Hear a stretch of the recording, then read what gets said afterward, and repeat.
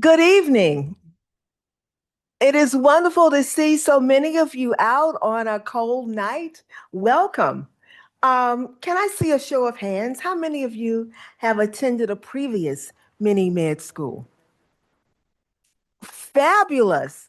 So you know I'm not Rick Page.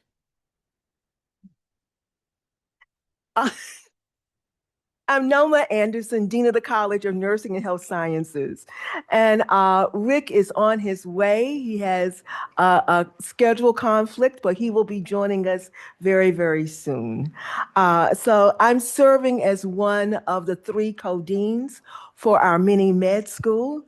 And my other partners in crime are Dr. Steve Leffler, CEO of UVM Health, and COO or CEO of UVM, I know, UVM Medical Center. And then there will be Rick Page, who is Dean of the Larner College of Medicine and Chief Medical Affairs Officer for UVM. So our goal for all of our mini med schools is to share knowledge and expertise on key health topics that impact our lives and our state. And tonight we are diving into a very important public health concern, viruses and vaccines. This timely subject affects everyone and every family, making it especially relevant for our community in this season. We know that many people and businesses come to Vermont because of our outstanding academic health system, and we provide high quality clinical care to our community. We also know that our biomedical research programs and discoveries bring hope and innovation to the citizens of Vermont and worldwide. So tonight we're honored to feature leading experts from the Department of Microbiology and Molecular Genetics and our Vaccine Testing Center, professionals who not only care for our community, but also drive research that is shaping healthcare far beyond our region, with impact felt across the globe. Much of the work that you'll learn about tonight has been funded not only by federal grants, but also by philanthropy. We are forever grateful to the many individuals and businesses in our community who support us and clearly recognize the important role of philanthropy and the role that it plays in our work. And because of philanthropy, I'm thrilled to announce that Dr. Sylvie Dublé has recently been named the first green and gold professor in microbiology and molecular genetics. An endowed professorship is one of the highest honors bestowed by the university and provides support for research and teaching. And you also know, I'm sure, that these are highly challenging and uncertain times in higher education and healthcare. The current issues of federal funding make the future of science and research far less predictable. Community support through philanthropy will be more important than ever for advancing our understanding of disease and cures and making sure that we have students in the pipeline. Thank you for being among those who do care and offer support in many ways. So my script says I'm to be introduced. So thank you for being here today. As Dean of the College of Nursing and Health Sciences, I am so pleased to have this opportunity to welcome you to Mini Med School. The College of Nursing and Health Sciences, the Larner College of Medicine, and the UVM Medical Center share a strong commitment to interprofessional collaboration, which is an essential component of healthcare today.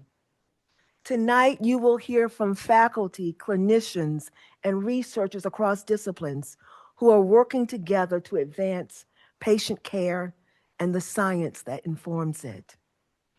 At the College of Nursing and Health Sciences, we emphasize culturally sensitive health perspectives, compassionate care, and advocacy in all of our programs, preparing future health professionals to promote well being in communities across the country and around the world. Our guiding principles are simple in the College of Nursing and Health Sciences. We teach, we heal, we discover. This commitment extends to the science behind health innovation. For example, in our college in microbiology and immunology, our students are equipped with a deep understanding of vaccine design and efficacy. Our course, Clinical Microbiology and Immunology, explores historically successful vaccines, the evolution of vaccinology, and current efforts to address global health challenges. From diseases where vaccine development has been challenging, such as malaria, to those requiring regular updates, such as influenza, and emerging threats like SARS variants. Likewise, our undergraduate public health program equips students to understand viruses and vaccines as key emerging and re-emerging challenges. Our course Intro to Public Health builds foundational knowledge about disease prevention, health systems, and population level interventions, while epidemiology provides tools to track virus transmission, analyze outbreaks, and consider vaccine effectiveness. Our course, Foundations of Global Health, places these issues in an international context, highlighting how factors such as globalization, climate change, and inequities influence the spread of infectious diseases and access to vaccines. These courses in the College of Nursing and Health Sciences prepare students to critically assess and respond to evolving threats and vaccination needs across populations. I'm delighted to join my colleagues, Steve Leffler and the soon ever present Rick Page, along with the outstanding clinicians and researchers you'll meet tonight. I know you'll leave inspired and impressed by the incredible talent you have right here at UVM in our own community. And it is my pleasure to introduce Steve Leffler. Steve.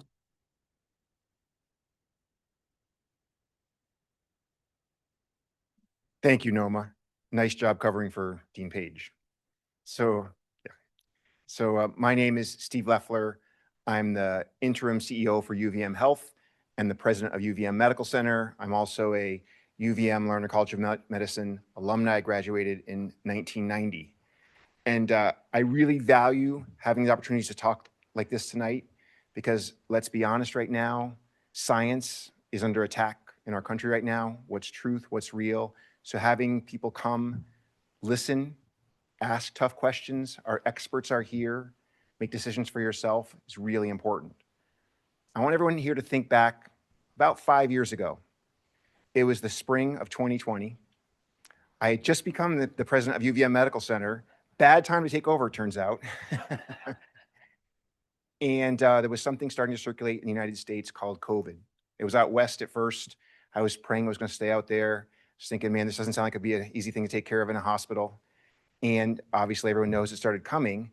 And as it got here, there was a lot we did not know about COVID when it started. And we had big challenges in the hospital. We didn't have enough equipment. There was all kinds of shortages. We didn't know how to keep our staff safe. At times we didn't think we had enough masks, gowns. We didn't have all the testing equipment we needed. One weekend you guys were putting together kits from UVM labs to make sure we had enough testing kits. And Dr. Kirkpatrick and Dr. Pierce came to my office and said, hey, we think we could actually get in the vaccine trial for the United States. I'm like, what are you talking about? We're Burlington, Vermont, we're tiny. And they said, no, the experts that we have here, the government is interested in having us be a testing site. Now, we had to do a lot to be a testing site.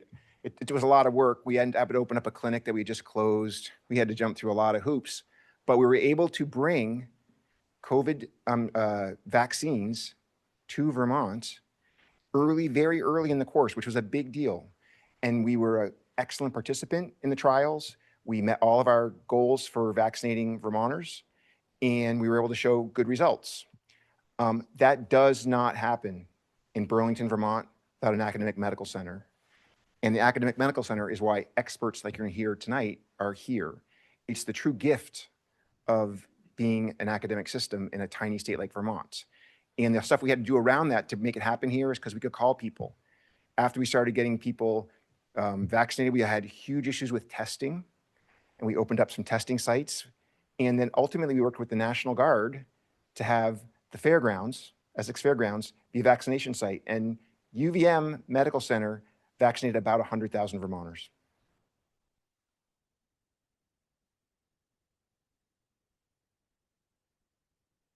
So a huge challenge. So thank you to this team over here who actually was really instrumental in that. Really well done. So here's my ask. You're our medical students. We want you to listen to the lectures. We want you to ask great questions, leave satisfied in the science you're going to hear. It's amazing. And for all you've been here once before, I'm going to be Rick now. Rick says, I think if you've been here 3 times, you're almost like a second-year medical student now. So you're getting there. You're almost, you're going to be an upperclassman soon. So thank you so much for being here.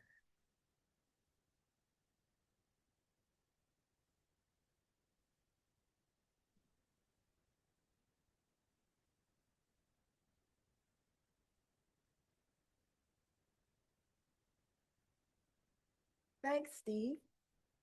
Thanks, Steve. And now, without further delay, please welcome our course director, Dr. Beth Kirkpatrick. But I had to talk about you first. I have to tell a little bit about you first.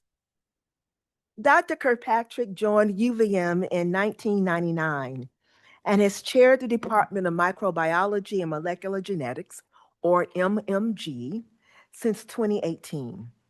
MMG spans both the College of Agriculture and Life Sciences and the College of Medicine. She also holds a faculty appointment in our Department of Medicine. As a clinician scientist, she has bridged basic research and clinical application.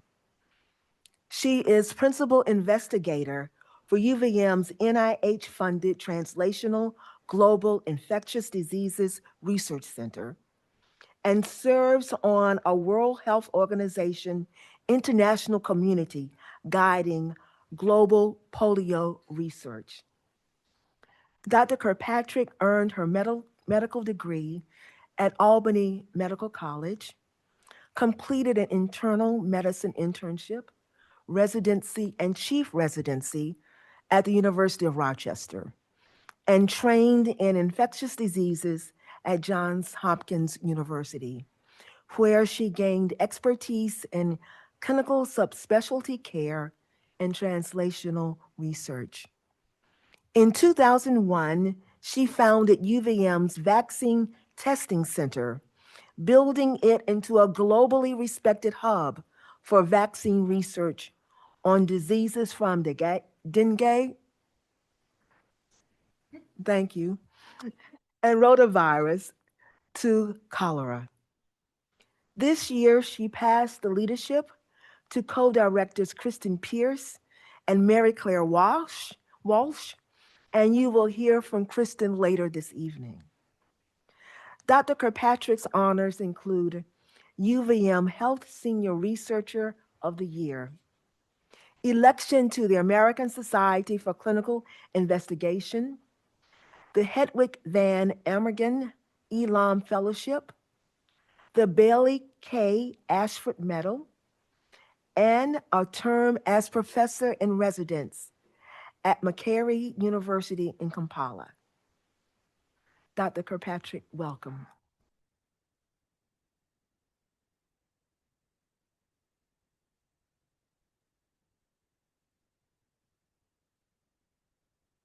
Welcome, everyone. It's really a pleasure and an honor to be here tonight, and I'm so impressed that everyone came out in this so wintry of a night. I have the honor of being your MC tonight, and we're going to launch into our 4 key talks in just a minute. But in addition to my role as MC, while I'll be introducing the others, I also was asked to do a short introduction to some of the framing of some of the concepts we're going to talk about tonight. And as was just so eloquently said by both Steve and Noma, it's really a good time for us to step back. And we don't want to get too political tonight, but to remind ourselves why this field is so important. Microbes are not going anywhere, and hopefully we can agree on some of these things. So I'm going to just start off right away, and yes, here we go. The first thing I want to say about microbes is they really are everywhere. When you think about microbes, they are in the air, they are on your skin, they are in your food. And for the vast majority of microbes, they do not hurt you, they're beneficial or neutral. When a microbe causes disease or illness, we call it a pathogen. And microbes come in a lot of different flavors. And Dr. Crothers is the expert in this field, as is Dr. Pierce and other infectious disease experts. Viruses are the tiniest. Bacteria, and we'll talk a lot about viruses tonight, as well as some bacteria. We get a little bigger in the fungi, yeasts, and molds. And then the parasites span from microscopic to big enough that you can see and wish you didn't. So, so microbes really, and pathogens are where we're going to be talking mostly tonight about, microbes that cause disease. So infectious diseases really have been the leading cause of death throughout the time that man has walked on the planet. And this is just a graph from the 20th century, showing really at the beginning of the 20th century, you know, the mortality with a rate of over 100,000 people was upwards in the 800 to 1,000. You can see the peak at 1918 with the influenza pandemic and how dramatically it fell with chlorination of water, penicillin, the first polio vaccine, and how nice and low it is now. But in 1900, the number one cause of death was pneumonia, followed by tuberculosis, followed by diarrhea. And you can think about how unacceptable that would be to have anybody die, you know, as an adult of diarrhea in 2025. So when you want to put this in context, we look at, well, what about a disease that we talk about all the time? What about cancer? Cancer peaked in the 1990s. And the highest it was almost 280 per 100,000. And you can think about that in comparison to upwards almost to 1,000 here in infectious diseases. And we're lower now. But this is something we have to keep under pressure. Like without the pressure of vaccination, antibiotic surveillance, the line goes the other way. And that's what a lot of us are worried about. So for infectious diseases, here is a couple of definitions we'll be talking about, or principles we're talking about tonight: control, elimination, and eradication. A lot of infectious disease you can't get rid of. Only ones you can get rid of are the ones that are only transmitted person to person. If there's an animal involved or soil or something, you really can't get rid of them. And if you can't, you try to control it. You try to bring it down to some acceptable level, which depends on the disease.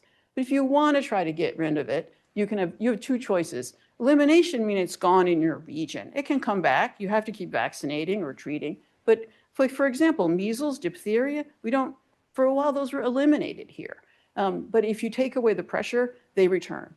Eradicated is when they're gone across the globe. And there's only one example, and that's smallpox. There's another example that Ruth will tell us in cattle, rinderpest, but in humans, really just one. And that means you can stop treating, you can stop testing, you can stop vaccinating. So these are some terms we talk about in infectious diseases quite a bit. And you'll hear this later with a polio talk by Dr. Crothers. So a quick review about what a vaccine is. What's immunization? Immunization basically means the production of immune responses to protect you from a disease. But a vaccine is something we'll give to you that allows you as the host to build your immunity to prevent you from getting disease or illness from the pathogen. And we give it to you and your body does the work, that's active immunization. If we know what those products are, like the antibodies that are going to protect you, we just give you those, like here's some antibodies. That's passive immunization. And Dr. Deal is going to talk about that later with RSV, the giving of a known antibody that for a short period of time will protect you. So active and passive immunization, active immunization being vaccines. And vaccines come in a lot of different flavors. There's live vaccines, inactive, subunit, toxoid. We won't talk about all those tonight unless you have questions. But I want to just remind people about mRNA vaccines. They are still fantastic vaccines, unfunded right now. And if anyone has questions about this, I just want to remind you, they don't go in the nucleus of the cell and they can't disrupt your DNA, because that somehow just keeps coming up again and again. But more on that if there's questions. Vaccine development, I have shown this slide a lot of times. This is a very formal, arduous process of taking the vaccines through preclinical or pre-human testing and then sequentially into testing with a larger and larger number of people to show it's safe, it does what you want it to do to the immune response, and finally that it works. It's expensive, it's long, it's highly regulated. And it went very fast in COVID because everyone stopped what they're doing and we threw money at it. It may never happen like that again. But this is a very formalized process that's always placebo controlled until it's licensed. And happy to talk more about any of these things. One of the reasons we're so passionate about vaccines is the Hippocratic Oath. And when we graduate our medical students, maybe not you guys, but maybe we graduate our medical students tonight, we recite this oath, which is much too small to read. But I clipped this piece out. I will prevent disease whenever I can, for prevention is preferable to cure. So we have given an oath to prevent disease. And vaccines are a great way to do that. They're a biologic product. They are not perfect. I won't claim they're perfect. But when you look at childhood vaccines and the unbelievable, staggering impact they've had with preventing illnesses, hospitalizations, and deaths, the numbers are really, really unbelievable. And you can look at it with absolute numbers, and Dr. Lee's going to talk more about this later, or you can look at percent declines. And really, when you look at measles here, 530,000 cases a year before vaccination to over greater than 99% diminished. So they're very, very effective. And these are the diseases on the right we don't want anyone to have. We don't want to see a child suffocating from diphtheria. We don't want to see a child in an iron lung the rest of their life. We don't want to see a child with their airway obstructed from mumps. So vaccines we feel pretty passionately about, particularly in this group.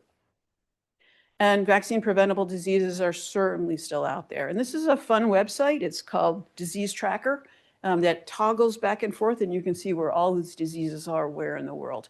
And as I mentioned before, this is something we need to control. The pressure needs to stay on, and we use the tools we can: surveillance, antibiotics, and also vaccines. And this slide is my last, and this is why we're so concerned globally. This is the funding from the United States that happened in 2025.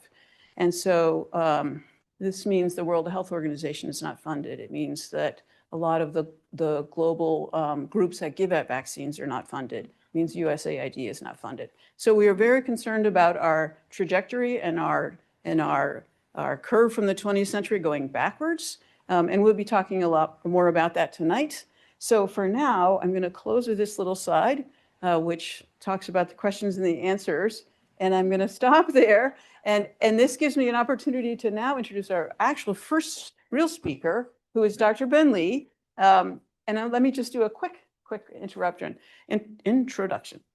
Dr. Lee is a pediatrician who is a specialist in pediatric infectious diseases.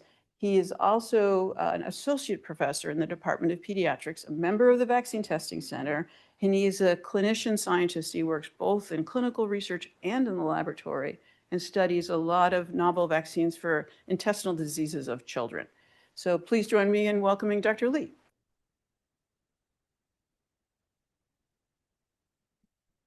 Great, thanks. Can everybody hear me okay? All right. Thanks, Beth, for the kind introduction. Thank you all for being here tonight. I am going to be speaking tonight about pediatric vaccination.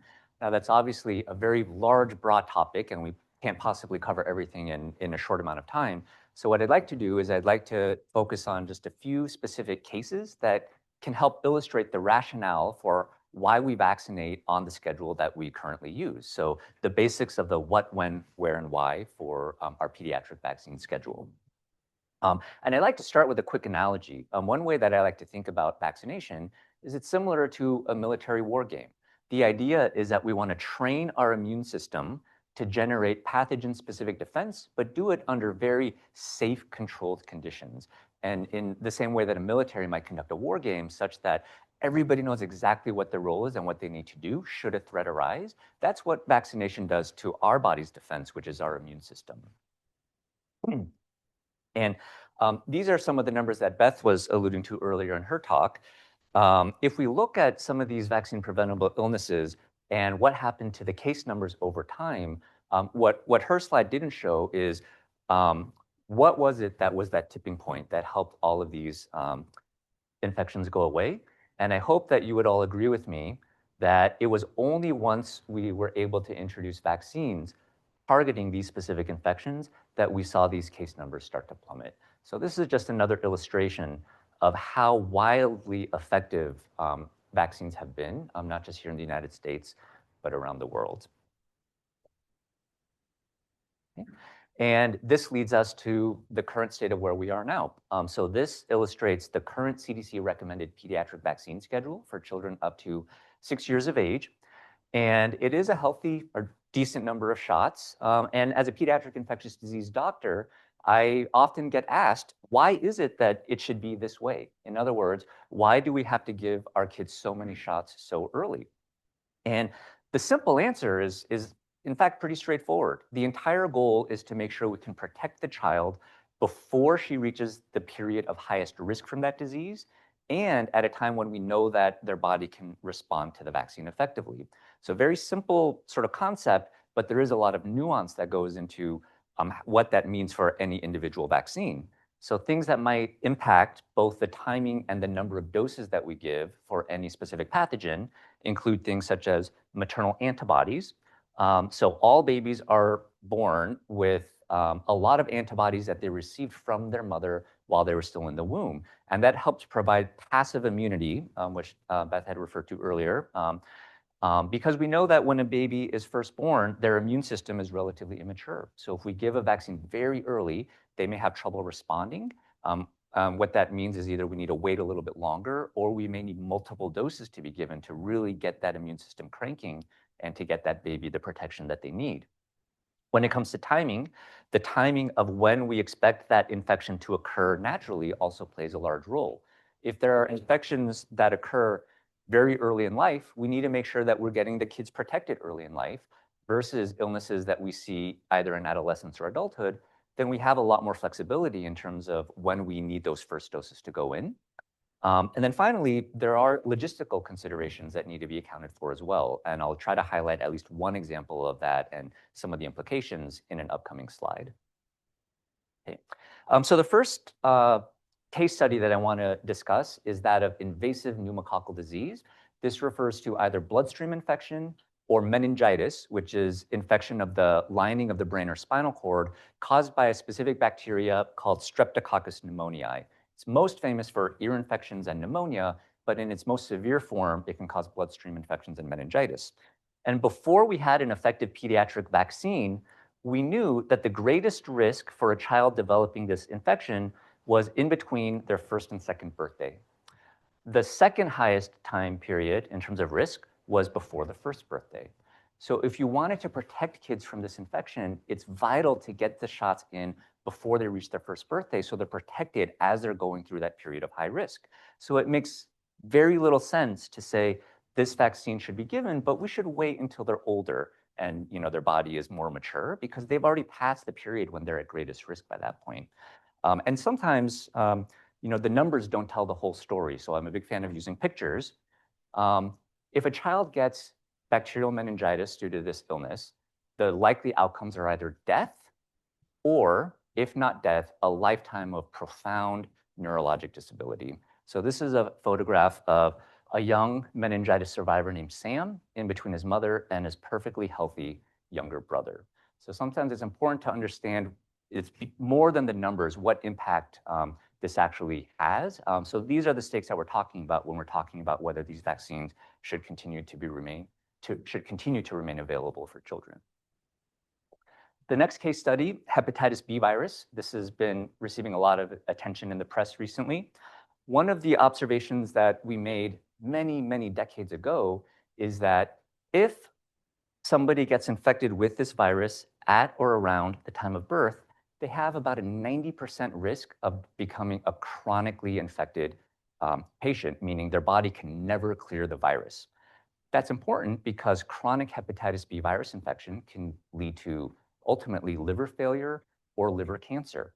So if we prevent hepatitis B infection in children, we can prevent them from developing liver cancer as adults. And that really is a miraculous achievement if we think about it in those contexts.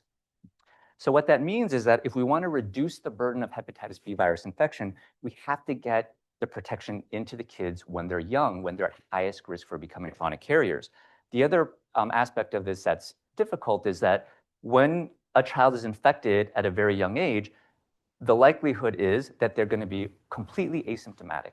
So a baby who gets infected may not even know they have this virus until they reach 30 or 40, and then all of a sudden present with liver failure and don't know why. So at the end of the day, what we've realized as a scientific community is that the best way to reduce the burden of this illness is by focusing on infant vaccination. And the only way to ensure that all babies are protected starting from the get-go is to start the vaccine series at the time of birth. That's the only and best way to make sure that all the babies who need to be protected receive the protection that they need. And ultimately, when they're young, they may not even know, but these are the types of things we're trying to prevent them from developing as adults. Liver cirrhosis, which is scarring of the liver, which can then lead to severe fluid overload, known as ascites, and ultimately liver failure and liver cancer. And then finally, I want to discuss the case of rotavirus infection. So rotavirus is a virus that causes severe life-threatening diarrhea. This is images of a child with rotavirus diarrhea displaying what we call the classic tent sign. This child has lost so much water from her body that the skin no longer has any elasticity and is presenting basically almost comatose. So this is a child who will die soon without rapid fluid resuscitation. Now, we almost never talk about rotavirus in the United States anymore, and that's because we have a very effective vaccine against it. And here in the United States, it's given on a schedule of 2, 4, and 6 months of life, or 8, 16, 24 weeks, usually in conjunction with other vaccines, including poliovirus vaccine, which Dr. Crothers will be discussing in her upcoming talk. However, the rest of the world, particularly low and middle income countries, they follow a different vaccine schedule developed by the World Health Organization. That's known as the Expanded Program on Immunizations, or EPI schedule. On that schedule, children receive their vaccines at 6, 10, and 14 weeks of life when we're talking about rotavirus and polio vaccines. And here's where logistical and programmatic considerations come into play. There's a tension between the optimal timing from a logistic standpoint versus biologically what we know will work best in the child. In many resource-limited regions of the world, the longer you delay getting a child started on the vaccine series, the more likely it is that that child will be completely lost to medical follow-up and never get vaccinated against anything. So the overarching goal from the World Health Organization perspective is to get as many doses in as quickly as possible to ensure as many kids as possible receive vaccination. That comes at a cost, though. We know that those vaccines don't work quite as well if given that early in life. And that's one of the reasons we see this problem, which is the challenge of oral rotavirus vaccine underperformance. In resource-limited countries in the global south, the exact same vaccine as we use here in the United States only works about half to 2/3 as well as in the United States. And part of that has to do with the timing. There are other factors involved as well.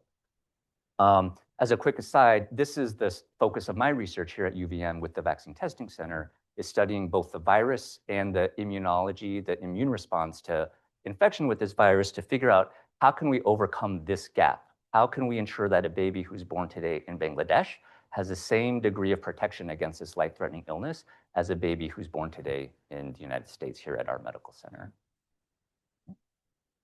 And unfortunately, though, as we've been alluding to, this whole system is under threat. And we've already started to see some of the consequences of what happens when vaccine coverage declines. It's very predictable. We're going to see resurgences of preventable infectious diseases. And there are a few examples that you can look at right now, and we see this playing out in real time. So for example, Canada last month lost its measles elimination status. all of us here were actually in Toronto at a global health conference on the day this was announced. The mood was quite somber there that day at the conference. The United States is almost certain to follow suit. We're going to lose our measles elimination status sometime next month. If we look at 2025, we have the highest number of measles cases as any time since measles was considered eliminated from this country. And unfortunately, that includes 3 confirmed measles deaths this past year in our country. Diphtheria, which Dr. Kirkpatrick had alluded to, was once almost vanquished in most regions of the world and now has made a roaring comeback associated with, in this case, mainly due to declining vaccine coverage associated with COVID disruptions. And this is completely vaccine preventable, but it's now killing children all around the world once again. It causes airway infection, which causes the formation of this thick gray membrane in the throat. And it is literally an agonizing, horrible death of slow suffocation as this membrane slowly, inexorably just completely blocks off the airway. That's how somebody dies from diphtheria. It's a horrible disease. And then finally, pertussis, or whooping cough, which is surging everywhere, including in the United States. With whooping cough or pertussis, what we know is that the greatest risk for dying is if you are an infant less than a year. And within the infant subgroup, the greatest risk is those less than 2 months of age who are too young to get vaccinated. So I'm going to play a short clip of what whooping cough sounds like in a baby. And as we listen, I'd like for everybody to pay attention to how long it takes before this poor girl is able to take a breath. Okay. It's okay. Okay, take a breath there, honey. Come on.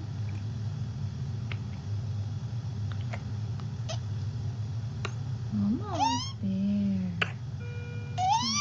There's the first breath with the characteristic whoop that gives whooping cough its name. So these are the stakes that we're talking about. And I'm going to close finally with one last comment. Again, just because this has been so prevalent in the media recently, it's the ongoing controversy of the link, any potential link between vaccines and autism. And I don't really know what else there is to say about this, unless you have another hour or two, other than to say that there is no evidence that vaccines cause autism. There just simply is not. On the flip side, there are many well-designed studies that show the opposite, that shows that there's no association. But unfortunately, this whole idea is under attack, and it's coming from many, many different sources. And so when we hear claims that oh, the science isn't settled, that's not true. I think about a panel of Olympic judges. We judge science and medicine by consensus. What does the preponderance of evidence show? Right now, the argument is being made, we should ignore the preponderance of evidence and just focus on the one person, the one judge who thinks there could be something else in the face of all other evidence to the contrary. So it's a big challenge we're facing, and one that I don't know that we necessarily have all the right answers to, but this is our task, and we'll keep at it. So thank you for your attention, and I'm going to pass it along to the next person now.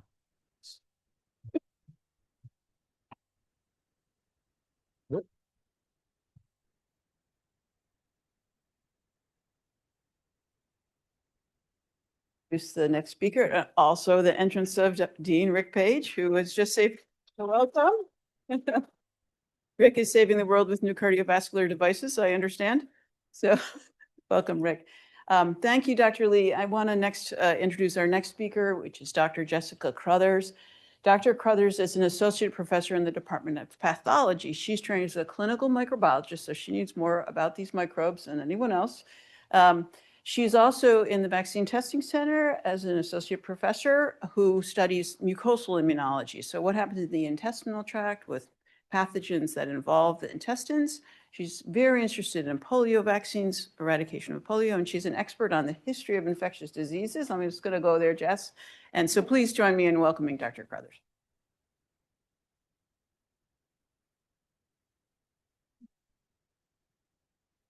It's true. I do love history in general, and I love the history of medicine and infectious diseases, which actually is a perfect segue into my talk. So I'm going to talk to you tonight about polio and polio vaccination, which is what the focus of my own research is on in the Vaccine Testing Center. And polio has been a particularly fun, I don't know if those words go together in one sentence, but research topic because of its history. And it actually has a very important piece of that story that happens right here in Vermont. So the very first outbreak of polio that was documented in the United States actually occurred in Rutland County and was meticulously mapped and counted by a physician in that region, Dr. Charles Cavalry. And in a few years later, I don't know when this was actually placed, there is now currently a memorial to that outbreak and the work that was performed mapping it and really understanding the epidemiology of the disease and the prevention strategies and the care strategies that surrounded that, now currently located down in Stowe. So you're welcome to go check that out next time you're in the region. So just a bit about polio to kind of set the stage before we talk about vaccines and the fight for elimination/eradication. So polio is a virus and it's transmitted by fecal-oral transmission, which means that somehow, some way, the virus finds its way into someone's mouth and it infects the lining of the intestinal tract where it replicates, and then it's actually shed in the stool and then goes on to find another host through fecal-oral contamination. You've maybe heard the term that the world is in a nice fecal patina over the world. So even though we don't realize it, this is a really realistic and real way that pathogens have figured out to get around human populations and other animals as well. So most people, it replicates in the gut, is shed in the stool, their immune system takes care of it, and they never get sick. About 90% of people infected are completely asymptomatic. However, for some people, it is able to invade into the bloodstream and the lymphatics, and then it has a tropism or a tendency to go to the spinal cord. And if it infects the spinal cord, that's where you see the characteristic disease of what we think of as polio. And so polio, the words actually come from Greek words for gray, talking about the spinal cord, and itis, which is inflammation of the spinal cord. And so for some reason that isn't totally understood, it has a tropism for the anterior horn of the spinal cord, and it infects and kills the motor neurons, which is what leads to the very classic paralysis, which is usually asymmetric. And because those muscles are deinnervated, they become very kind of weak and small. The most feared complication of polio is that process that I just described involves the diaphragmatic muscle, which is the muscle that enables you to breathe, right? So your lungs need to expand in space in order for you to take air in. And if the phrenic nerve that innervates the diaphragm is affected by polio, you lose your ability to breathe and then you die pretty quickly. And so this is why iron lungs were invented, and they're basically very old school mechanical ventilation machines. And so really interestingly, a lot of infectious diseases decreased over time with industrialization. Polio is the exception that makes the rule to that. And so polio cases actually started to rise post-industrialization, and there's some interesting immunology around that, which I'm happy to chat with people about afterwards. But point being, cases were increasing. It was no longer a rare thing, and people we're kind of freaking out, right? Like it's a seasonal disease. And so every summer, early fall, outbreaks of polio were sweeping across the country. People were sending their children to go live with relatives in the country. They were closing pools. They were telling kids they couldn't leave their yards for whole summers. They had to play in their yards. I found kind of primary sources documenting that. And it was expensive, right? And so still today, if a child gets polio, there is no curative treatment for that. It's completely supportive, and it's expensive. And so in 1949, at the kind of the peak of the epidemic, the ongoing kind of rises in cases in the US, treatment per day for an individual was like $20 to $40 a day, which would be about $240 in today's financial landscape. And the cost of an iron lung was the cost of someone's home. And so this really quickly bankrupted families if they happened to be unfortunate to have a child that was afflicted by polio.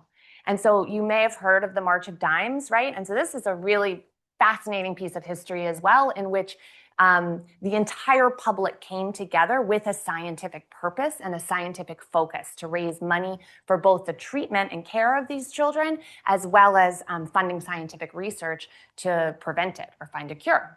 And so that worked. There were actually 2 vaccines that were developed out of research that was funded in the United States, resulting in 2 polio vaccines: the inactivated polio vaccine, which is a shot in the arm, and the oral polio vaccine, which is a live attenuated virus that's received by drops in the mouth.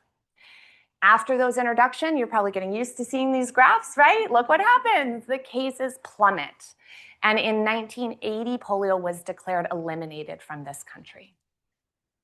So with those 2 vaccines in hand, an even greater goal was tried. The WHO announced in 1988 that they were going to try to actually eradicate polio from the globe. So they were just kind of on the high of eradicating smallpox, and I think 10 years before, in 80, I think. And so they were very hopeful that polio was going to be the next one, right? And it has been very successful by and large. So at that time, over 90, almost every country was basically endemic in 1950. At the time that they declared that they were going to attempt this, most of them still were. And then just a few years ago, the only countries in which polio wild-type virus is still circulating and is considered endemic are in Afghanistan and Pakistan. Why don't we talk about eradicating influenza or COVID? What makes polio special, right?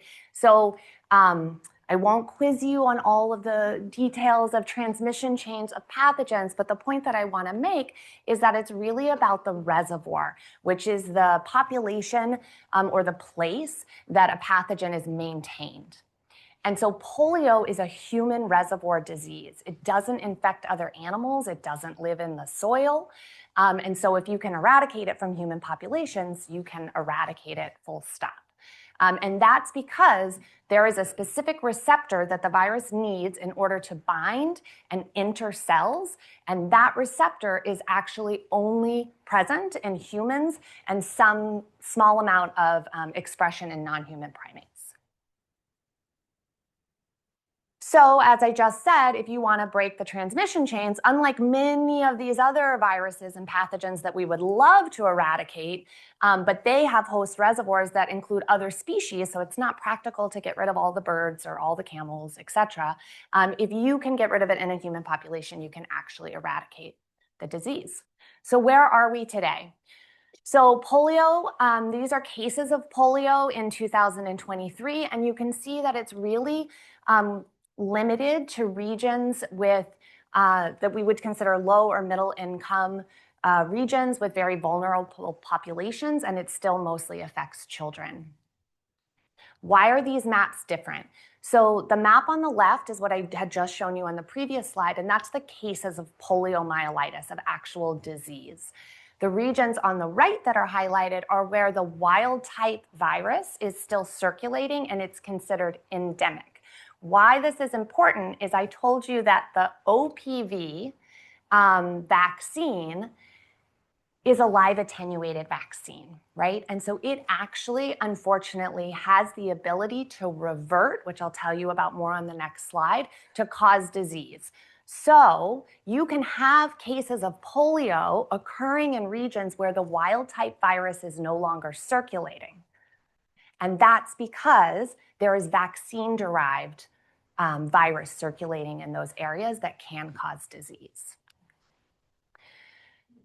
So just to kind of put a picture to that, so here's the live attenuated vaccine that I told you comes in drops. We give it to an individual, and then it infects their intestinal tract. It replicates. It's shed in their stool. If it mutates in such a way to become a better pathogen, then that mutated, more dangerous form can then be shed and transmitted to people that the vaccinee comes in contact with. And this is actually what happened in New York a couple of summers ago. There was a case of polio. It made the news. The individual was unvaccinated but had not traveled out of the country. They genetically sequenced the virus that caused his disease and found that it was most closely related to vaccine-derived strains circulating in Israel and Germany. So presumably, someone either vaccinated or unvaccinated brought that home in their stool, contaminated the environment, and he became infected with that strain of the virus. So why do we use this vaccine, right, if it has this risk associated with it? Well, it's generally, by and large, a very good vaccine, and it's easy to deliver, it's inexpensive, and it works, it protects children. And so it has been one of the workhorses of the global eradication campaign. Because of this risk of reversion to neurovirulence, which is very rare, but at a large population scale does happen, it was actually discontinued in the US, so no children in this country still receive OPV.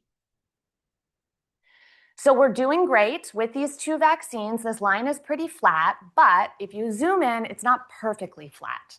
And so this is kind of zooming in the last 20 years, and then just in the last 10 years, we're actually seeing a rise in cases of polio globally. And you can see that this is a light brown instead of a dark brown, and that's signifying that it's actually these vaccine-derived strains that are now the problem. They're kind of the last mile to achieve eradication that we are trying to attack. So that's what we're doing. The story comes back to Vermont in this lovely kind of symmetric way. So here at the Vaccine Testing Center, we have had the privilege of working on a few different polio vaccine trials to try to develop safer, effective vaccines to get to achieve that last mile of polio eradication and not have the problems that we just talked about with the vaccine-derived strains. So two ways that people are thinking about doing that and studies that we've been involved with. One is to actually make a safer live attenuated strain that's less likely to revert. Great idea. We were a part of the first trial here for a few of the strains. The first vaccine for this approach that was approved has now been given to over 1 billion children globally.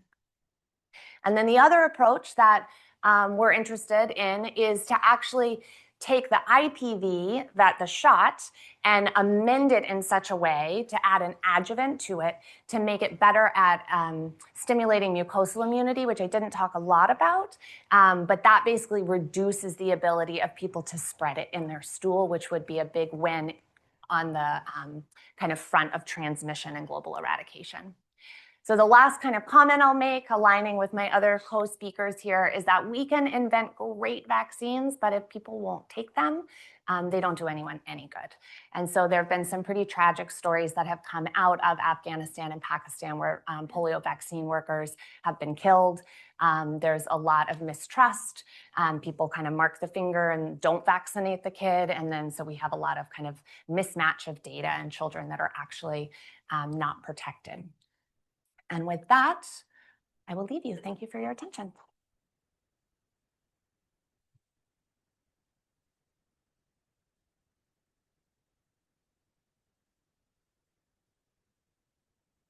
Thank you, Jess.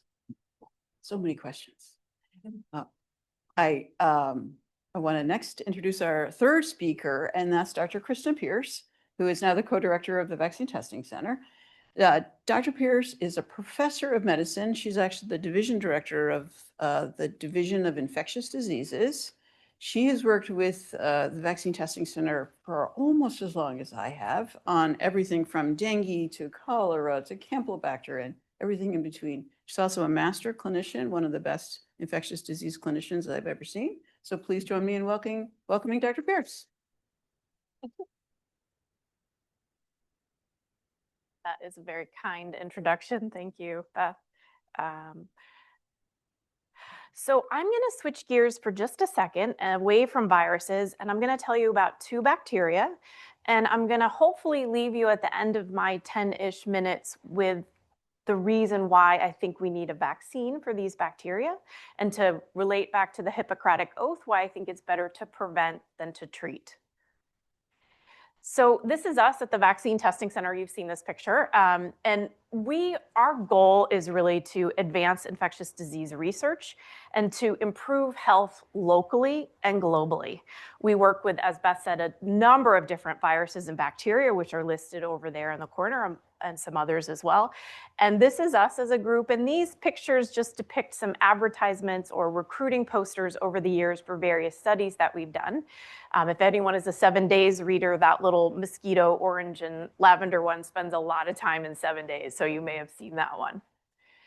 I'm going to start with Lyme. And no one can live in New England, be in New England, certainly not in Vermont, when you haven't been touched by Lyme. You've either had it yourself, you know someone who's had it, or you're worried about getting it. It was actually first discovered or first originated in Europe in the 1900s, and the first case in the US was probably about 1969.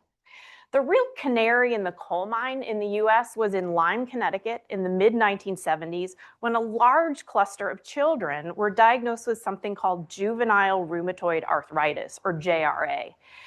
And it's an inflammatory arthritis, which means your immune system is attacking your body, causing disease. And all these parents of these children said, this is really weird. JRA is a rare disease, and why so many kids in our community? Well, it turns out all those kids actually have Lyme disease. And that was sort of the first big sort of discovery of Lyme in the US. It wasn't until the 80s that we actually figured out what bacteria causes Lyme, and that is Borrelia burgdorferi in the US and Borrelia epizeli in Europe. And it's what we call a spirochete. And so you can see that picture of that twisted sort of rope-looking thing. That's the bacteria under the microscope. And why has the disease continued to spread? Well, the biggest thing is climate change. Places where we thought the tick could never overwinter, that would be inhospitable, are now no longer the case. The ticks can survive there, they stay over the winter, and they just keep heading northward. And I think we've all seen pictures of the tick. This is Ixodes scapularis that causes Lyme disease. And I'd just like you to appreciate the life stages at the top in comparison to a US dime. So you can see the two ticks on the far right are the nymph and the larval stages. They are so tiny. Most people never remember getting bitten by a tick. They usually hang on, take a meal, drop off, and say, thanks for the meal. What is Lyme disease? So just to talk about how people present with Lyme disease, so there's early infection, and that's localized infection, and that's generally just when people have the rash. And you can see the rash is this very classic sort of described as targetoid or bullseye lesion, and that's the picture in the center. But not all patients are nice enough to present with this very classic rash. And sometimes it can be a little hard to diagnose. It can be kind of blistery. Sometimes that target lesion, or it's called an erythema migrans or EM rash, can be so large that one lesion encompasses the front and the back of a patient's torso. Sometimes people can have multiple lesions. And it's a common misconception that this EM rash is the site of the tick bite. It's not. It's just your body's immunologic reaction to infection. And that's sort of early localized disease. Early disseminated disease is when you have Lyme and you feel crummy. You might just have sort of flu-like symptoms, fevers, chills, body aches. A more common neurologic complication is this picture you see on the right, the facial palsy. And so that is just the inflammation of the facial nerve. And so you can see that patient cannot fully close that eye or smile on that side. And that's sort of a comparison from before and after treatment. Neurologic disease can also be more serious and can cause meningitis or encephalitis, which is an inflammation of the brain or the lining of the brain.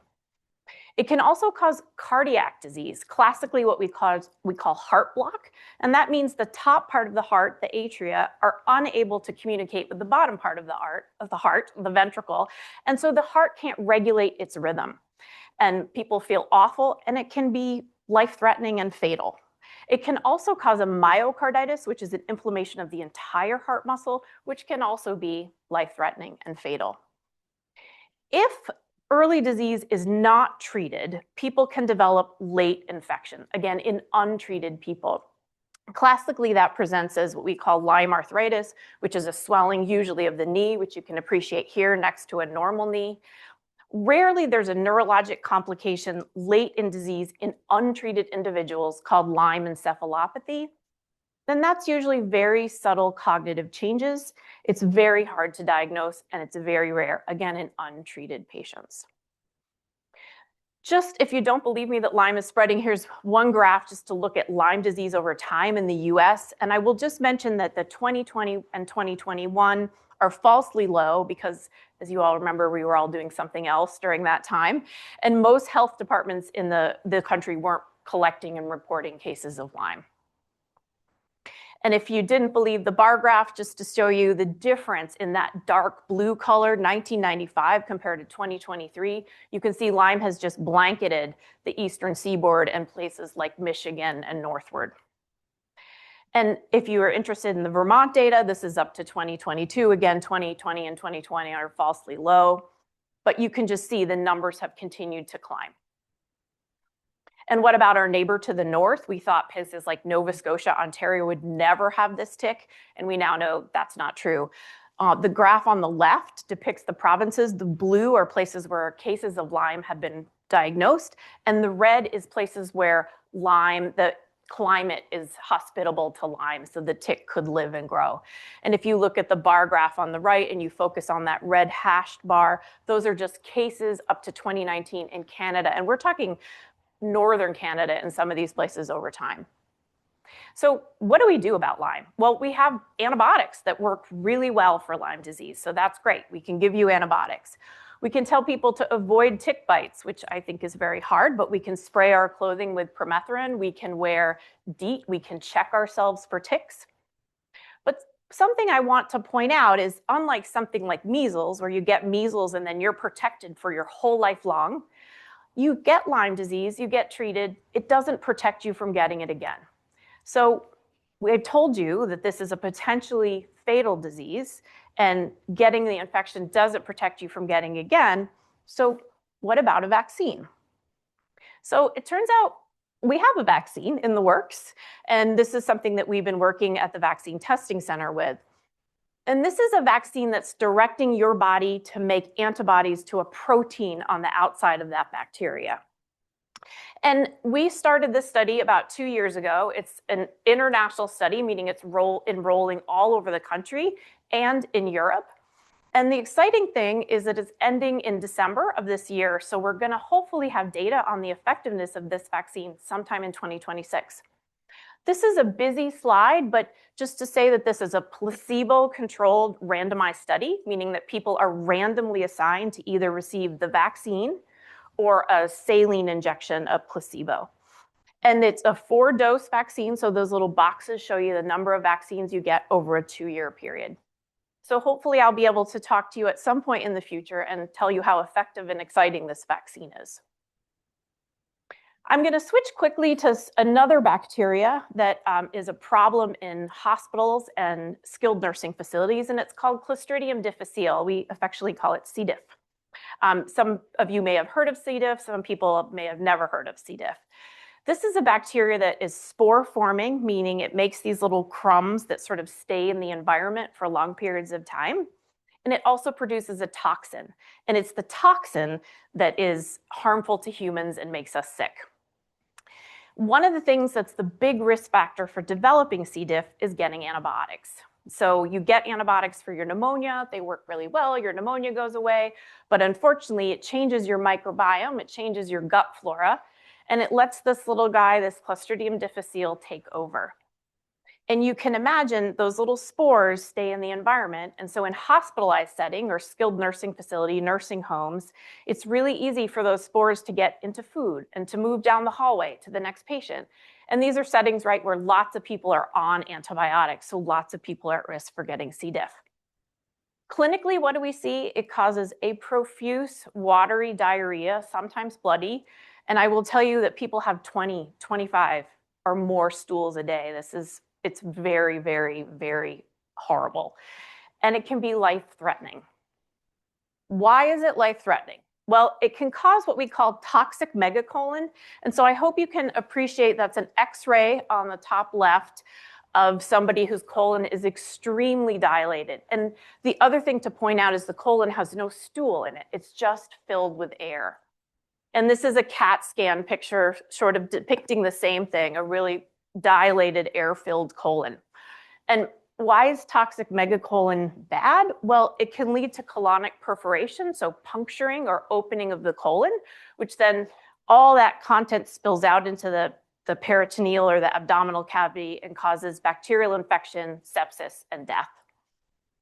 And it used to be called pseudomembranous colitis because if you can appreciate in this picture of the colonoscopy, it makes this really thick sort of grayish membrane, which adheres to the colon.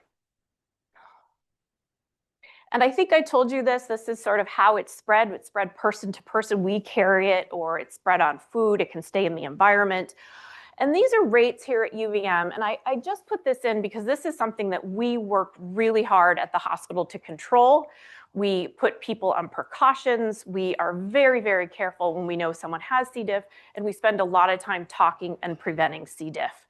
And our rates have been pretty good. So what do we do about it?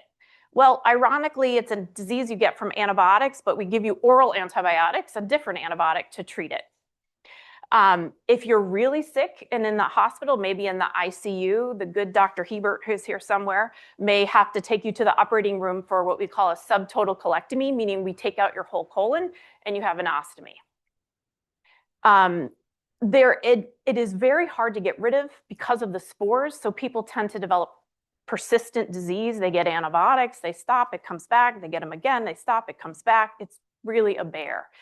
So there is something called fecal transplantation, which is just what it sounds like, where we take healthy stool from a healthy donor, and we make sure they don't have HIV or hepatitis or anything like that.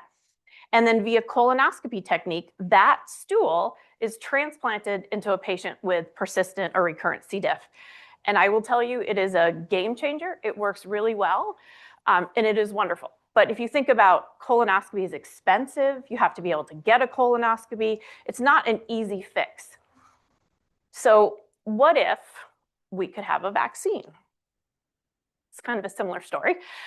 So we are also engaged in a Clostridium difficile vaccine. And this is a vaccine that kind of teaches your body to make antibodies against that toxin that I talked about.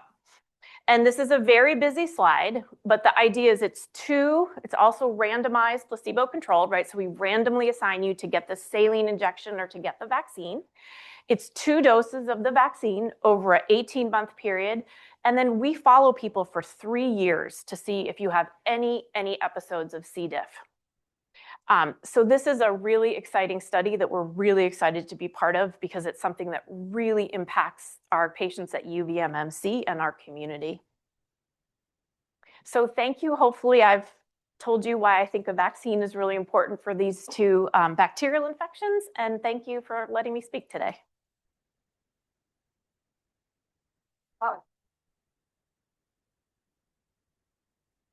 Thank you, Dr. Pierce. Now, when Rick and Paige instructed us to make these talks, he said, don't hold back with visual images. So I hope some of you are not regretting coming to medical school. Well, I think you're going to get a little bit of a break, and I'm really thrilled to introduce our final speaker, Dr. Sean Deal. Dr. Deal is an associate professor of microbiology and molecular genetics. He is a PhD immunologist, and one of his areas of expertise is immunology of humans and humans who had infections and vaccines. And he has a really great story to tell you about one of his own research findings for preventing respiratory syncytial virus. He also, not done yet, Sean, more accolades. He also is an expert on the immunology of dengue virus, as well as other viruses spread throughout the globe. So please join me in welcoming Dr. Deal.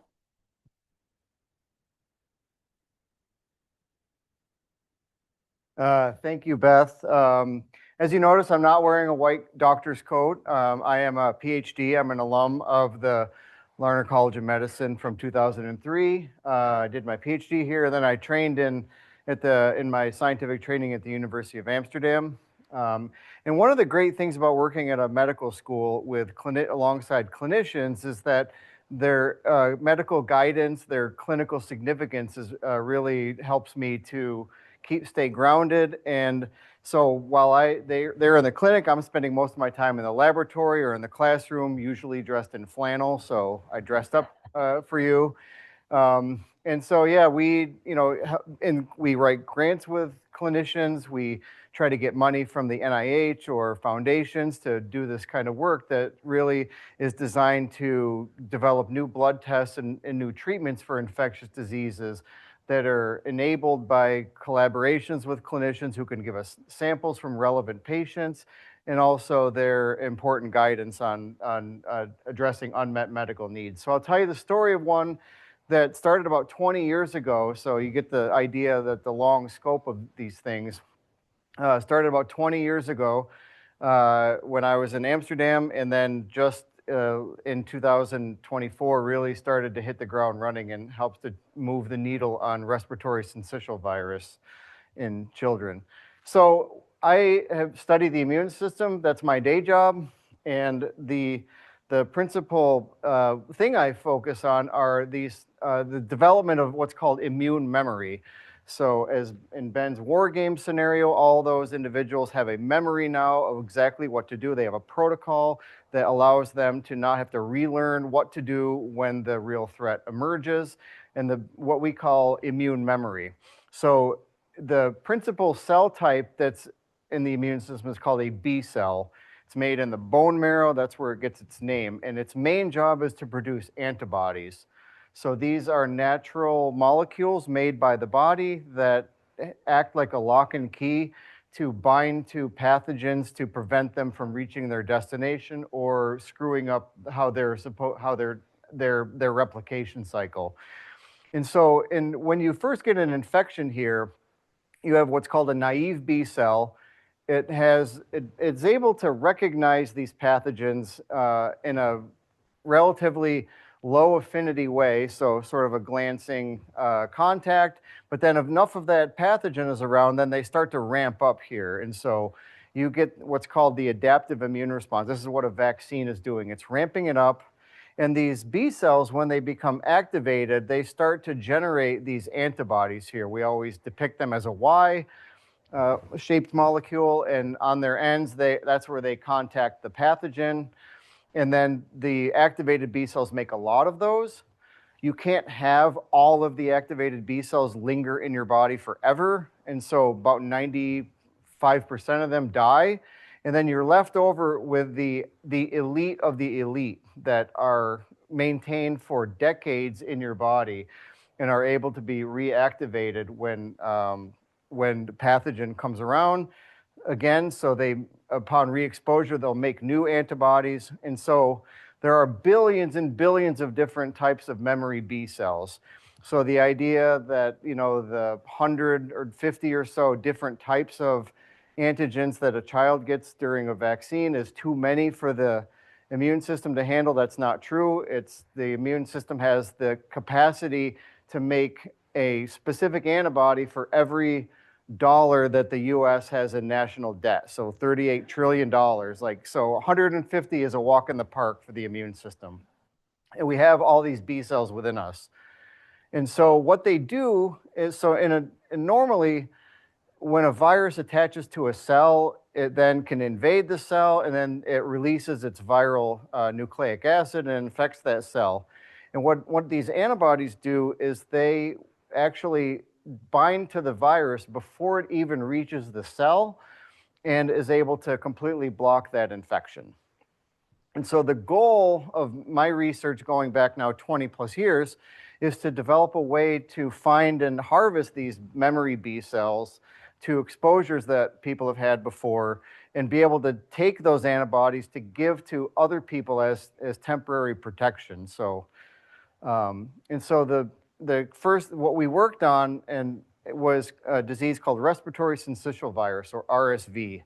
It is the #1 cause of hospitalization of infants.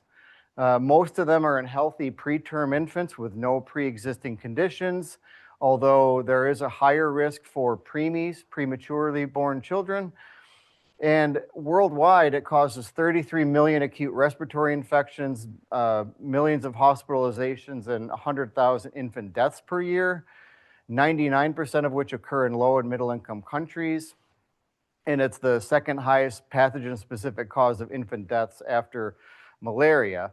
And in the US, the main problem is it ends up in intensive care units. And so at, really high costs of up to $10,000 a day for really specialized care, this is a great source of impact on the healthcare system and on the families who have to spend all the time in the hospital with their child.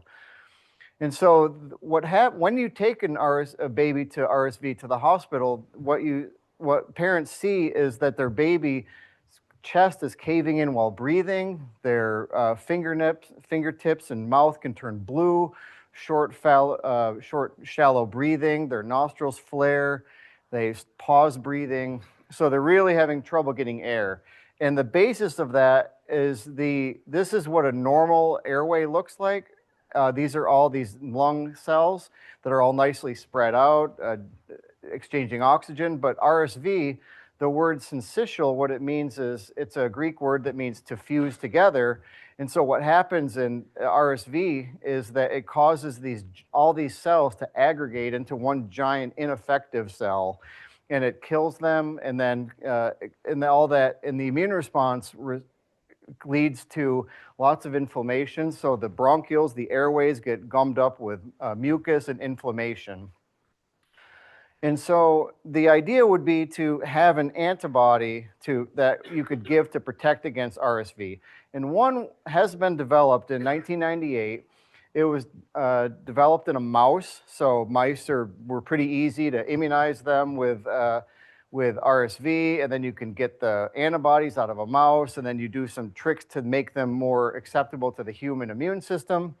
And so that has been pretty effective, but only in a really narrow subset of patients, about 0.1% of live births, so 1 in 1,000 births. And so they have cardiac immune cofactors. And my wife is a pediatric nurse who had to give this, and you have to give these 4 to 5 injections over the course of an RSV season at about $2,000 per injection. So it was pretty tricky to okay, I'm holding $2,000 in this syringe.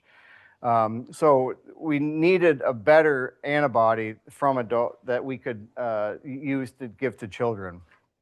And so some evidence for why we think this might be achievable is that, as Dr. Lee mentioned, there is moms can transfer protective RSV antibodies to infants. Infants from moms with very high anti-RSV antibodies have a lower risk of developing infection.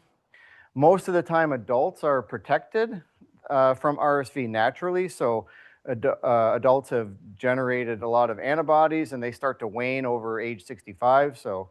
And then we also see that exposure to RSV leads to boosting in these antibodies. And so what we did in the lab was we took these memory B cells, we can get them out of the blood, and normally you would just put them in cell culture, grow them in the lab, and then that goes great after a while. So they increase in cell number, but then they crash. So they crash before we could actually harvest anything from them that's of any use. And so what's happening during this activation and then crash is that they are going through their normal pathway where they would be reactivated to make antibodies and then turning into these plasma cells, which would normally go to the bone marrow, but they're in cell culture, so there's nowhere to them to go, so they die. And so what we worked on for a long time is to try to find a way to harvest these memory B cells. So we did a lot of research on what happens at the gene expression level and the cellular mechanisms to trick memory B cells into staying in this Goldilocks zone where they grow a lot and they secrete these antibodies.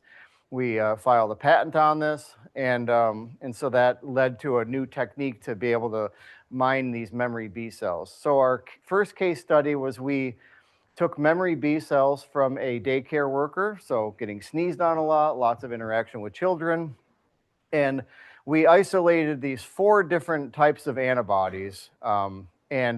This is the only piece of data I'll show is so on the bottom here is the amount of antibody increasing, and then on the vertical axis is prevention of infection. So this is in cell culture. So if you have a lot of antibody, you can get 100% of protection. But if you start to follow all these lines, they elicit a high degree of protection at this line here at only 1 unit of antibody versus this mouse-made antibody could achieve that same level of protection with 100 units of antibody. So we're shifting this curve to the left, and so that means that the antibodies that we discovered were about 100 times more potent than what was already on the market. And so we tested this also in a rat model of RSV and against circulating viruses. So this resulted just in the end of 2023 in this product that is now given at the University of Vermont Medical Center. It's approved in 52 countries. It's also, this is the Japanese packaging, the South Korean packaging. And what has recently emerged here, so this is the real world results of this product that called Beyfortus. And in 2022 and 2023, so before it was introduced, we had this peak of, 200 nearly 200 cases per 100,000 births, and then in each surveillance month, excuse me. And then it was introduced, and this peak started to go down. So now we're in the current, we're ending the 2024-2025 season, and the numbers are drastically decreasing. This has been included in the Vaccines for Children program for the CDC, which makes it free to families, and it's been, in real world effectiveness, been really effective at preventing hospitalization or even getting infected with RSV. And some really cool science came out of this that was done by a really clever researcher who also invented the COVID vaccine named Jason McClellan.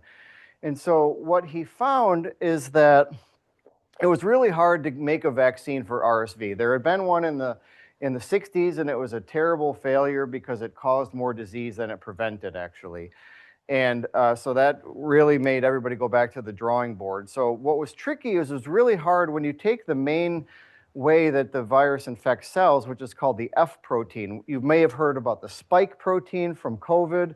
This is that version for RSV. And so when you try to just put the F protein into people, what turns out is it looks like this, this chicken drumstick here. And so that makes, it will raise antibodies, but these antibodies are not very effective at preventing the virus from getting into the cell. And what Jason figured out is with D25, one of the antibodies we made, is that it took this whole chicken drumstick and compressed it down into this little, into this conformation here. And so the green here is the antibody that is stuck to the F protein and keeping it in this closed conformation. So what the analogy is it's like a switchblade. So the best way to disarm an intruder would be to disarm them before the switchblade is out, and so that you could actually prevent any damage. And so that's what this D25 did. Jason was clever enough to figure out some tricks to be able to mutate the F protein so that it would naturally assume this closed conformation here. And so he used that biochemistry also to make the COVID-19 vaccines. And this antibody was the first time anybody had ever taken a microscopic picture of the F protein in this closed conformation. So then he had something to work off of. And so this has now been the source of making RSV vaccines. There are now several RSV vaccines approved for older individuals. The antibody can be given to babies, and then the version of the vaccine for older adults can also be given to moms to prevent disease in their baby, so to pass on these antibodies to the baby. And so now my goal in working with a lot of the clinicians at the Larner College of Medicine, but also in other sites, is to work on other viral diseases that are mosquito-borne. Dengue virus is a main one that is circulated in the tropics. We've isolated a couple of really good antibodies against Zika virus, which had circulated in 2013. And then we've also developed some antibodies against norovirus, which you've maybe heard of, the original cruise ship virus that spread very, very well. And so, yeah, this kind of work is only made possible for PhDs working together with talented clinicians. And so I just want to thank everybody in the Vaccine Testing Center. So thank you.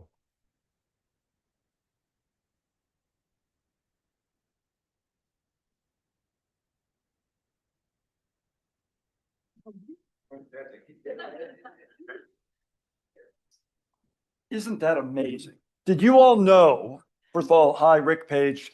I met many of you before. Some of you, for how many of you is this your third year? So you're like juniors now in medical school. And for the freshmen and sophomores, yeah, great. All right.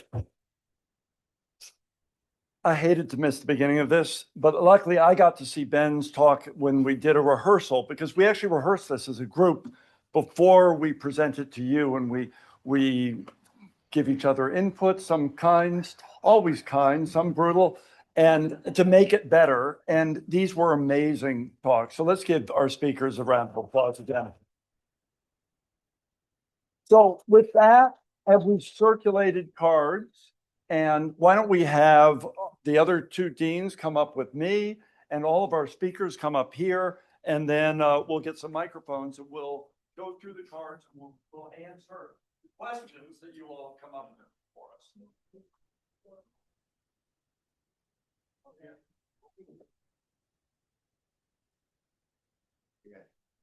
Okay, sorry. Okay.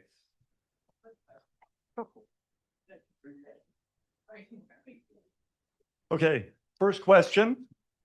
And Dr. Kirkpatrick, I'll let you kind of dish things off to the crew. Who is best able to counter the misinformation about vaccines? How do we react to physicians like the Surgeon General of Florida? And parenthetically, we already talked about the Hippocratic Oath. The question is, did this person take the Hippocratic Oath? Without getting political, how do we, good people, good, smart, caring people, are believing things that just are untrue about vaccines? And Dr. Kirkpatrick, let's have you start off and then pass this around as you like, in terms of how we keep the conversation going so true information gets out there. Thank you for starting with an easy question. I think this is the job of all of us, I have to say, and I will turn to my colleagues for their opinions, but I think it's only the voices of every single one of us, and our senators and our congressmen and our governor and our other political representatives, just to keep our voices out there. We are doing that as best we can, but I think the more we can advocate on an individual and a group level, the better we'll be. Other thoughts from that group? We're all very challenged by this right now, and how to find messages that hit home. And I think if we do it by volume, that may be the best way. I think it's meetings like this. I really do. I think it's coming, hearing the science, hearing the experts, asking good questions, and then going back out in the community and saying, look, I sat in a lecture. I'm a mini medical student, and this is what I learned. Yeah, I just wanted to add just a quick follow-up to that. So one of the things that, at least for me personally, that I sometimes use as motivation is just to remember that these challenges that we're facing now are not new. They go all the way back, even all the way back to, for example, I always think back to the political cartoons that circulated around the time of the American Revolution, protesting Washington's decision to try to protect his troops against smallpox.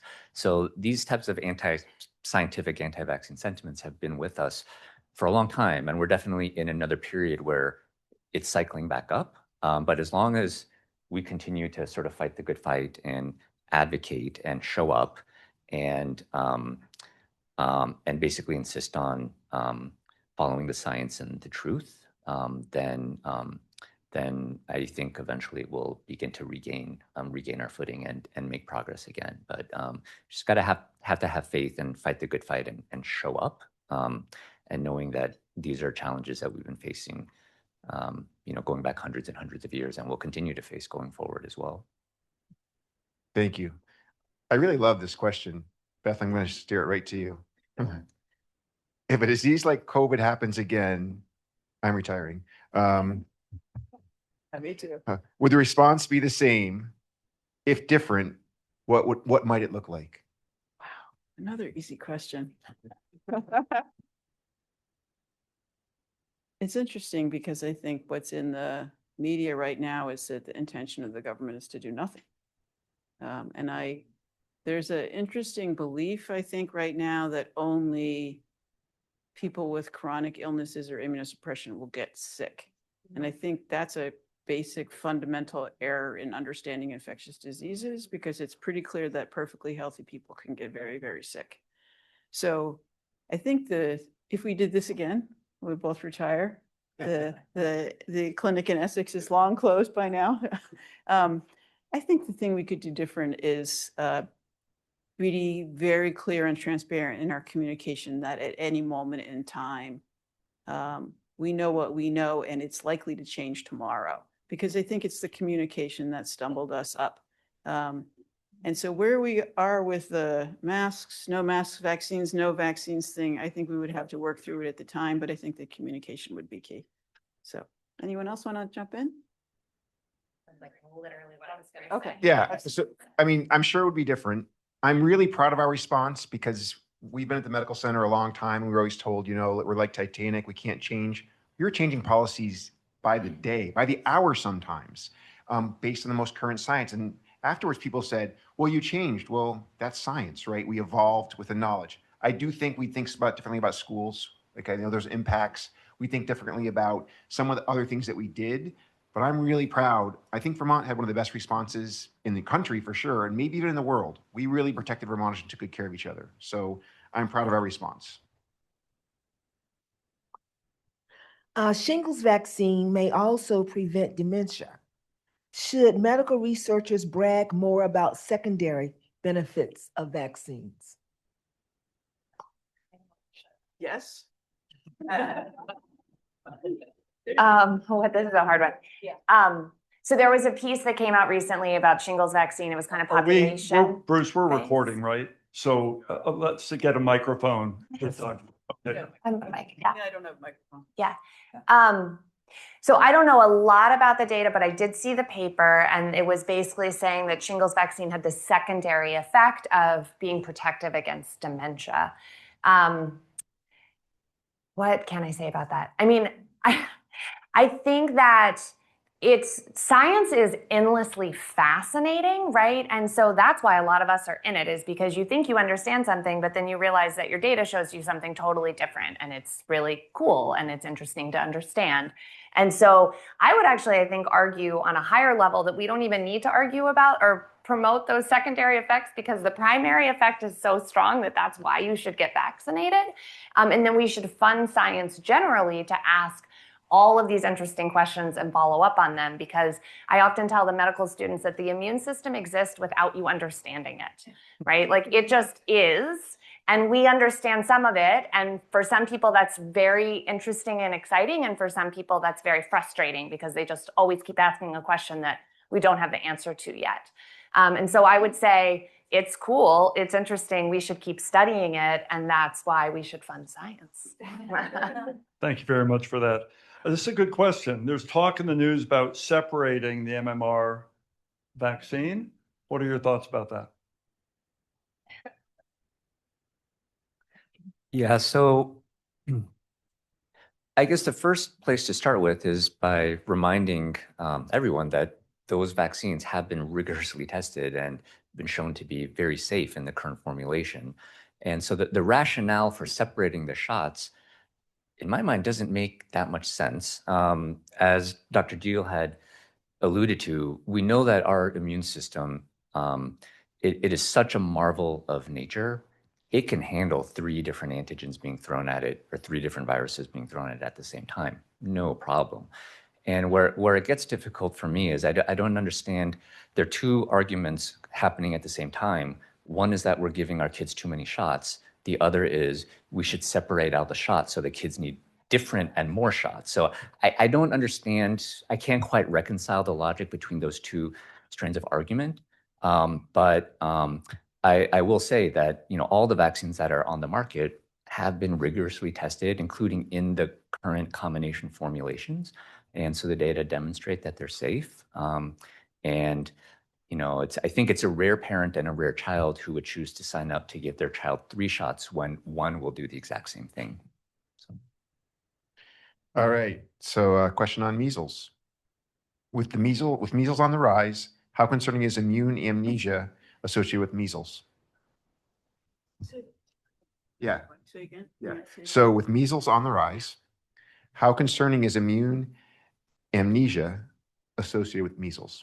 Yeah, it's a really fascinating observation, and what Steve is referring to, and whoever Yeah. wrote the question is a very smart person, is that when you get measles, the actual natural infection, it actually sort of numbs the immune system. So in the few months after you get the measles infection, your immune system is unresponsive. And so you're at risk of many other things. And this is particularly, actually, one of our former advisors for one of our grants, Diane Griffin, who just passed away, was the one who discovered this data, and was particularly found in young children in Africa who are malnourished. It's one of those things we have not thought about in a long time, because we have not had measles, and many of us have never seen measles until recently, because it just was, you know, eliminated essentially. But the immune amnesia will be probably a problem in children for sure, and there will be other pneumonias, and there'll be other, and Ben can speak to this better than I can, but it's a real concern I think we have to think about. And we don't think too much about the outcome of measles, but 1 in every 4 children with measles is hospitalized. So it's a risk. Ben, you want to add? Yeah, and if, you know, in these income limited settings, if you have gone through all the trouble of getting some of these other vaccinations, except for measles, or you decided not to get measles, then you get the actual natural infection, all that work is for nothing, because it wipes out those previous vaccine responses. So that's. Yeah, that was the point that I was going to make as well. It wipes out the memory B cells that Sean had been talking about. So one way to think about the immune amnesia is after somebody gets measles, you're almost returning them to the same type of immune system as they had when they were a baby, because all the memory that they built up over time is now gone. And so when folks say that immunity due to getting the natural infection is better than from a vaccine, we know that when you vaccinate a child against measles, we don't see that same effect. So, so it is a big problem, and as more cases of, so basically the number of measles cases is just sort of the tip of the iceberg. We're going to see a lot more secondary infections, and unfortunately, hospitalizations and deaths will continue to follow if the pattern continues. How do we communicate complex information, I'm assuming like what we've heard tonight, to more people?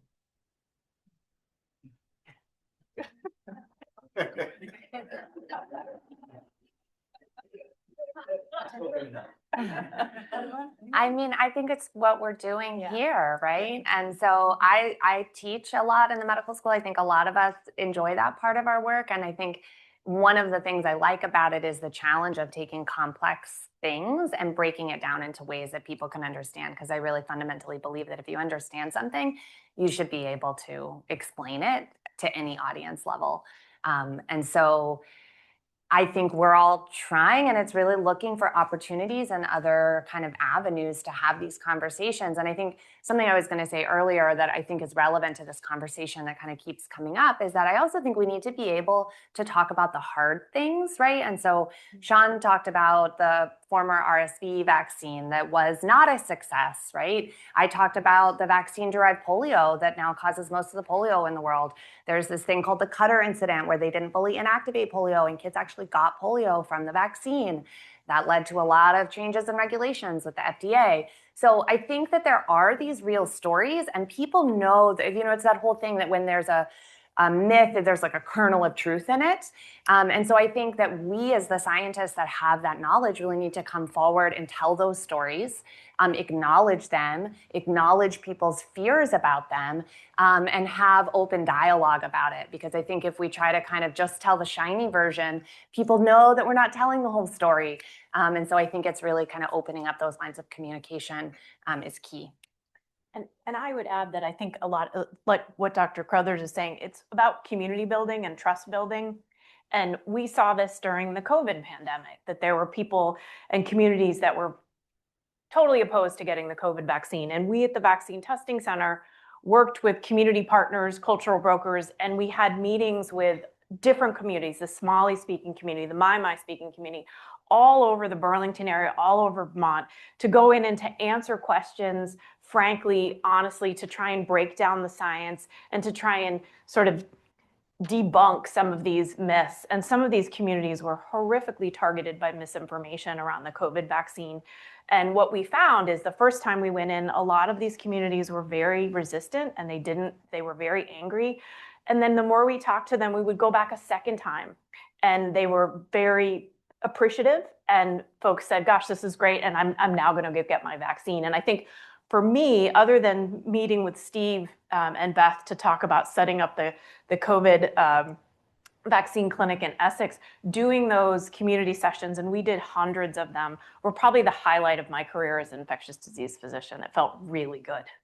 And you made a real difference too, Kristen. So we need to move on. I'll ask the speakers to sit for just one more minute, but let's give them one more round of applause. Really outstanding. And the three of us mini deans will sit down for a moment. I'll ask Ginger Lovequist to come up and say a few words. Ginger leads academic health sciences, which includes Steve and Noma and myself and everybody we represent in terms of the UVM Foundation. So take it away and bring us home. Okay, Ginger, bringing it thanks. home. And I'm going to be short because I know it's been a long program, though invigorating and exciting. But I know we have places we want to get. So I just want to say thank you. I am always in awe and inspired by what our experts bring to these discussions and the questions that came out. So thank you all for being here. What our presenters shared, the science of viruses, the promise of vaccines, the impact of vaccines, the research behind the development of vaccines really demonstrates really brings to life the vital work that happens here within our walls every single day. And that work takes a lot to make happen. That kind of operation takes leadership. Thank you to Beth and thank you to Kristen for your leadership in the Vaccine Testing Center. It takes vision. It takes determination, as we're learning and as we're experiencing now. It takes collaboration with our community, and it also takes sustained resources. If you're inspired by what you heard tonight, I invite you to join us in supporting this work. My colleagues and I are privileged to support this work, and we have many community members who want to support this work. So we would be thrilled to have a conversation with anyone in this room about supporting this work. And I will posit that when our donors support the amazing work that happens here at the academic health system and in our Larner College of Medicine, the College of Nursing and Health Sciences, they're supporting not only the health and resilience of our community, but they're also supporting the economic vitality and attractiveness of our state and our region. This Burlington and Vermont would not be what they are without UVM and without our academic health system. And then last and not least, I would like to say that one way that we can all show up to advocate for and support vaccines is through philanthropy. Donations and support of this work is one way that you can each demonstrate your support of the importance of vaccines. So thank you all for being here. I'd like to note that the Vermont Medicine, do I need to advance it? Vermont Medicine Magazine. Well, Vermont Medicine, our current issue is focused on the Vaccine Testing Center. So please take a copy if you haven't seen it yet. And thank you all for being here. Thank you for your support. And without further ado, we can adjourn to the reception and enjoy some further conversation and refreshments. Thank you.